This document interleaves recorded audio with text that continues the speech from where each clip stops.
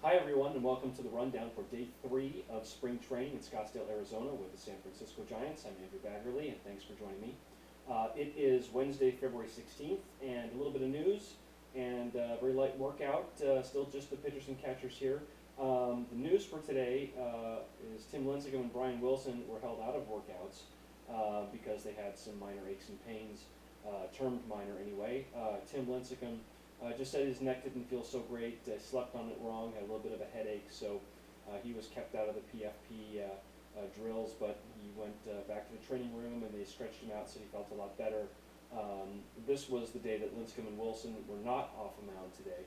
They pitched yesterday, and tomorrow would be their day again, and Lincecum says he does anticipate being able to pitch. Wilson has a sore back, which is really not much of a surprise if you saw him off the mound yesterday.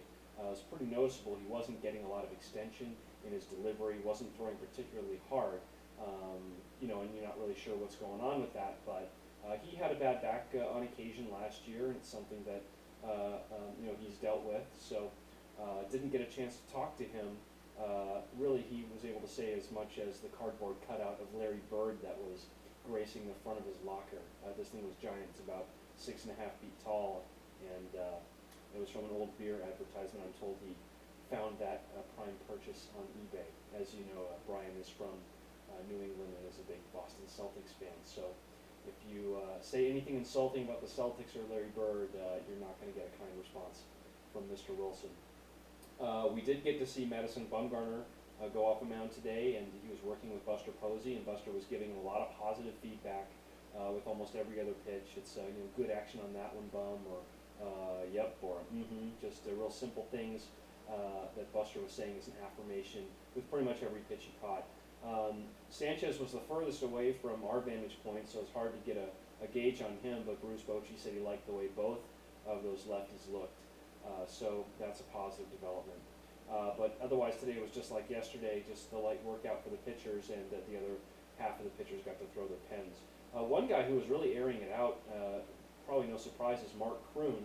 If you don't know his backstory, he's pitching in Major League Camp for the first time in 6 years. He's pitched in Japan and has amassed quite a number of saves in Japan. He was the closer for the Yomiuri Giants, in fact, and holds the record for the fastest pitch thrown in the Japanese league history. I think it was 101 miles per hour, and he's put together. I think that when they do their physicals, they put these guys in this body pod type of a thing that's supposed to measure their body fat percentage, and that's how Pablo Sandoval's agent was able to tell me a couple weeks ago that Pablo had lost 30 pounds of fat in addition to the muscle mass that he gained. But anyway, so I think they give these guys a readout of what their body fat percentage is, and Kroon was pretty pleased with himself because he was 4%, which that's right down there with wrestlers and boxers and the guys who really have to make weight. So anyway, he was throwing hard. I don't know how hard he was throwing, but he's certainly the guy who jumps out at you when you're watching these guys throw a baseball. Only the catchers are taking batting practice on the field. The position players, the ones that are here, are just hitting in indoor cages. But it means you get to watch Buster Posey take BP, and there's nothing wrong with that. Just still remarkable to see the way he can serve balls to right field. It's only BP. It's not obviously live pitching, in a velocity sense, but he just stays inside the ball so nice and serves the ball to right field and hits them into the Charo's Lodge up there too, just effortlessly.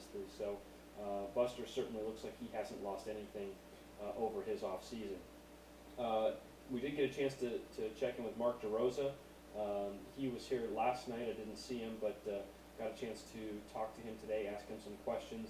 He says his wrist feels great, and he was able to work out in the off season, have a normal off season. He said he's been hitting all off season. As you know, he lives in Atlanta, and over the winter, and was able to hit with Chipper Jones, Andrew Jones, Brian McCann. He was able to personally thank Brian McCann for hitting that double that won the All-Star game for the National League, which obviously gave the Giants home field advantage in the World Series, something that an NL team got to enjoy for the first time by virtue of an All-Star game win. So, and just said he really is looking forward to being part of the team, and his goal is to prove he's an everyday player again. That's what he feels like he can bring. Bruce Bochy said he's going to play all over the diamond, maybe even a little at shortstop. Certainly left field looks like the place he could get the most at bats.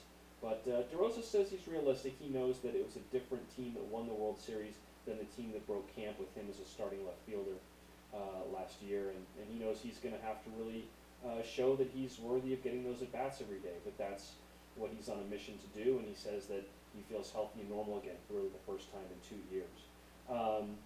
One way DeRosa could get at bats is in a platoon situation at third base. If Pablo Sandoval's right-handed swing doesn't really pick up, obviously Pablo struggled from both sides of the plate, being a switch hitter, but from the right side especially he struggled. Now the year before he hit something like 380 as a right-handed hitter, so it can change from one year to the next, and that's why Bruce Bochy wasn't really ready to say that he had any firm ideas about whether Pablo would play in a platoon or if Andres Torres would start every day, including as a right-handed hitter, because sometimes these guys from year to year can be better from one side to another. And Henry Schulman at the Chronicle made a good point. The Dodgers will probably throw a lefty, Clayton Kershaw, on opening day, so Bruce Bochy may have some lineup decisions right from the get-go. I'm told Aubrey Huff reported this morning. I didn't get a chance to see him, but I did see Ryan Rollinger and saw Nate Shearholtz. About the only people I haven't seen thus far, Huff, although he's here, and I haven't seen Andres Torres, Miguel Tejada, or Aaron Rowan, but those guys I'm sure will be filtering in the next couple days, and obviously they don't need to be here yet. So, and again, we'll see what's happening tomorrow with Lincecum and Wilson. If they're not able to throw their pens, then obviously this situation is going to bear some watching. But for now, no reason probably to panic, just a reason to keep an eye on the situation and see if this is indeed just something minor, because obviously the Giants need both of those guys to be healthy and effective if they hope to repeat as NL West champs and beyond. So anyway, that's about it for today, and thanks for listening, and we'll be back tomorrow with another edition of The Rundown. Thanks, everyone.